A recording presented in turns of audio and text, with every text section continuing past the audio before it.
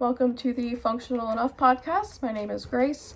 I am just a regular person that is answering some hard questions when it comes to, everything related to mental health through the lens of somebody that has bipolar disorder and CPTSD. So I'm not here to give direct advice. I might share things that work for me, but it doesn't mean it's going to work for you. But I'm really just here to build a community of people to make them feel less, alone, make them feel seen and understood, because I know that I'm not the only person that struggles like this. I'm not the only person that has these questions or that has a hard time answering these questions. Because although I'm going to answer them, does not mean that my answer is the end all be all, and I might struggle with some of it too. Like today, we're going to talk about intimacy and trust, and those are some really, really heavy things, and they're really difficult things for me because I struggle with both of them. So we're just going to kind of get into it. If you are on YouTube, you're seeing very relaxed, right? Like not polished. I'm here in my pajamas, just ready to talk. You'll probably hear my dog in the background, maybe see him if you're on YouTube, he might pop up. But everyone else on Spotify, just go ahead and listen if you'd like, but we're gonna get into it.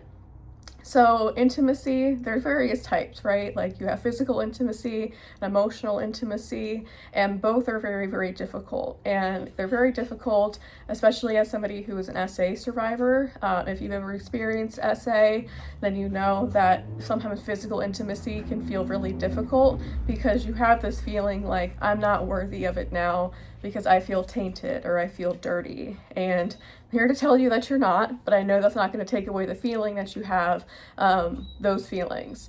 But just know that you're not alone in feeling that, even though I can say, that's not the case. You're not tainted. You're not dirty. Somebody out there will love you just for who you are. They're not just going to see somebody that was assaulted, even though that might be only how you see yourself. But I get that that's not always the most comforting. It's not always the most helpful when you're in that spot of feeling that way. But hopefully that's some word of encouragement. But for me, it's a lot of vulnerability. Being intimate involves being vulnerable, and being vulnerable is one of the scariest things to do because you're opening yourself up for hurt. But you're also opening yourself up for a lot of great things, but there's also a lot of bad things that can happen when you're vulnerable and you're not paying close attention, or you let your guard down. And maybe that's happened to you in the past. Like maybe you've let your guard down and you were really vulnerable and that got taken advantage of, or somebody exploited that. And that's not fair, right? That's not fair for that person to do that to you, but that doesn't mean that everyone's going to do that to you. And you can be vulnerable with other people eventually, but on your own terms. You don't have to do anything that you're not comfortable doing. So if you're not comfortable outlining, your history or your trauma, being emotionally intimate with somebody, then you don't have to. Like my ex-husband, I was married before, and he got really upset because I didn't want to talk about my trauma. I was like, dude, I have talked about my trauma with police officers, social workers, lawyers, everybody. Like, I don't want to talk about it anymore. I don't want to relive that. I don't want to re-traumatize myself. And you don't have to re-traumatize yourself just because somebody wants you to open up that door. You don't have to open it. You can keep it closed. Now, I do recommend if you talk to a therapist, opening up to them about it. But again, that's on your terms. I did not really talk about what happened with my dad to my therapist until after at least 6 months of seeing her. And even then, I've been seeing her for years now, and I still have not outlined the trauma specifically. I just outline what I think the effects of the trauma has been on me. So the effects it's had on my relationships, on my ability to trust, to be vulnerable, to be intimate, my self-worth, all of that, my insecurities, all of that, all of the things that stem from my trauma, I wanted to talk about. But I did not want to relive my trauma, and you don't have to do that either. So if you have people out there that are like, well, you just have to talk about it, you don't have to relive it, okay? You can talk about it in general terms like I do. Like I will say, yeah, my dad abused me when I was a kid. I didn't remember it until I was an adult, but I'm not going into detail about the abuse. So if someone's trying to get you to detail it, that's a weird thing. I don't know, like that's a red flag to me. Like you shouldn't have to do that for them to be supportive. I recommend if you do that, you do that with a therapist or with a loved one too, if you feel comfortable, like with your partner, your parents, or your family, whoever. It's about if you're comfortable doing it. You don't have to make yourself uncomfortable for the sake of other people trying to understand what happened to you. So I digress, but being intimate ultimately comes down to being vulnerable. And for me, I have a fear of abandonment. So I always worry that if I'm intimate with somebody, vulnerable with somebody, that they're just going to leave me. And I have that fear. So then it becomes harder to be intimate because I put that wall back up and I'm like, no, you're just going to leave me. You're going to see me for who I really am and all the damaged goods that I am, and you're not going to want to be with me anymore. But then I would have this fear that they would leave. So I still struggle with this a lot. Like I still struggle with the fear of abandonment, whether that's from a partner, my family, whoever. And that's something that I still work through. And I think intimacy in general is just really hard when you have been subject to abuse or have been subject to SA. And when I say abuse, like that could be emotional abuse, psychological abuse, like, you know, abuse from an ex, whether they were narcissistic or whatever the case may be. It doesn't have to be physical, sexual assault. But it's hard to be vulnerable with people that you feel like you can't be vulnerable with. And if you feel like you can't be vulnerable with a person, take a closer look at that person and say, like, are they a safe person for me? And if not, maybe reevaluate that. Is that somebody that you want in your life if you feel like you can't open up to them about these things that obviously are a problem for you or a struggle for you? And you know, if you have great people and a great support system, I guarantee if you communicate with them that you struggle with intimacy, like whether that's physical or emotional, they'll understand, and they'll want to understand where you're coming from and what it's like for you, because to them it's like they don't get it either, and they might just view it as you're shutting down or you're trying to disassociate from the event, or you're trying to just push people away, when that's not the case. You just have to open up and say, I have a hard time being intimate because XYZ. I have a hard time being touched because of XYZ. And, you know, if it's being touched or whatever because it's your romantic partner, they should absolutely understand that and like completely, you know, back off and say, okay, like I'm never going to do something that you're not comfortable with. Ideally, that's what we want, right? But it's hard. It is a hard thing, and I'm not here to say that it's not, because I still struggle a lot with it. I struggle a lot with intimacy, like both types of intimacy, as someone that's been sexually assaulted and has CPTSD and bipolar. I have a hard time being vulnerable. I have a hard time, you know, believing that people are good and that people aren't going to hurt me, and that just takes some time to get through, and my partner and I have worked really hard to work through those things. Quick coffee break. And yes, I'm drinking out of a mug that has my name on it. My mom got it for me, okay? So let's get into trust, because I feel like trust and intimacy kind of go hand in hand, because you're also required to be vulnerable when you trust somebody. Like intimacy, trust, walls have to come down in order to let somebody in. That is terrifying. It is scary to do because we want to keep those walls up and we don't want to let anybody in, because last time we let somebody in, look what happened to us, right? Like that's my thinking anyway. It's like, why put my walls down when I put my walls down and people continuously show me why they should be put up? Like I don't have a lot of faith in humanity anymore, so those walls are going to stay up. But that's not necessarily fair to the person that's trying to understand you and trying to be there for you and trying to love you the way that you need to be loved. So you can't completely shut them out, you know, if you expect to have, you know, a healthy relationship with them. And again, I say this like it's easy, but it's not. It's not.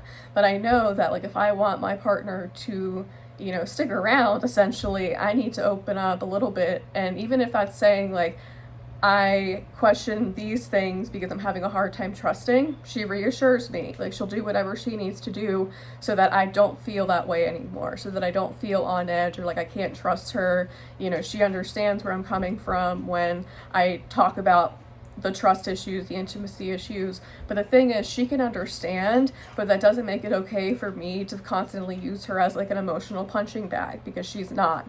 So it's like, just because I have all these issues, whether that's trust, intimacy, it's not fair for her to feel like she doesn't have a present partner, or a partner that's willing to talk to her about what's going on. So I have to take the initiative to say, you know, hey, I'm having a lot of trust issues right now. Here's why, and here's the dots that I put together, because trust me, my brain will take like little granules of things and events and words and put them together in a spider web fashion and somehow make it make sense. How I do that, I have no idea. Do I wish my brain did that? Absolutely not. Maybe if I was like a detective or something, which even then, I never write when I do this, so maybe I'd be a bad detective. But I can make things fit. I can make events and words and interactions all somehow fit together to be one like grand scheme against me, which is not the case. I just have a brain that works differently. So I have to be willing to communicate to my partner, hey, these things you said, or these things you did, or this is what happened today, and now I'm having a hard time trusting. And it takes a special kind of person, I think, to be with somebody that has a lot of trust issues, but they are out there. My girlfriend just wants to understand me better, but she can't understand me better if I don't open up my mouth and I don't talk to her, whether that's about intimacy or trust. And with both of these things, it involves another person, which means you can't control every aspect of it. Imagine that. Like, I'm a control freak. I like to have control over things. I like to know how things are going to go. I like to have a plan. And it's really hard to being vulnerable because it involves somebody else. It involves trusting somebody else to be, you know, trustworthy, to do what they say they're going to do, to, you know, abide by your boundaries, whatever it might be. It involves another person. And anytime something involves another person, it's scary because we have to trust them to do what they say they're gonna do, rather than something that I'm grappling with alone and that I don't talk to anybody. Then I'm the only person that can control that. But when you involve another person, you gotta have that little bit of trust and say, okay, this involves somebody else, which means I need to let my guard down a little bit and give them the benefit of the doubt to show me that they are who they say they are.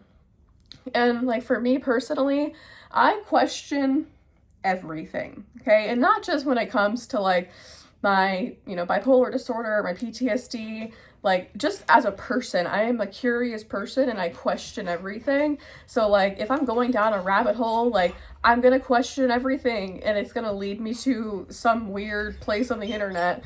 But I've gone down some rabbit holes because I just like to question stuff. And that's something that I like about myself, but at the same time I don't, because sometimes I'm questioning things that I don't need to question that only cause me to kind of spiral. So when it comes to like worrying about my partner, or worrying about my self-worth, or worrying about my insecurities, like I don't want to spiral on those things. So I try to spiral on other things, because when I'm manic, which I go through cycles of mania and depression as someone with bipolar, excuse me, and when I'm manic, what I've tried to do is I try to channel that manic energy into like healthy outlets. So like learning about new things, like learning a new skill, like watching videos that are like uplifting. I used to do a lot of the news. I don't do that anymore. I don't recommend that if you're trying to go down a rabbit hole, you read the news, because you're just going to be upset and even more concerned and possibly more scared.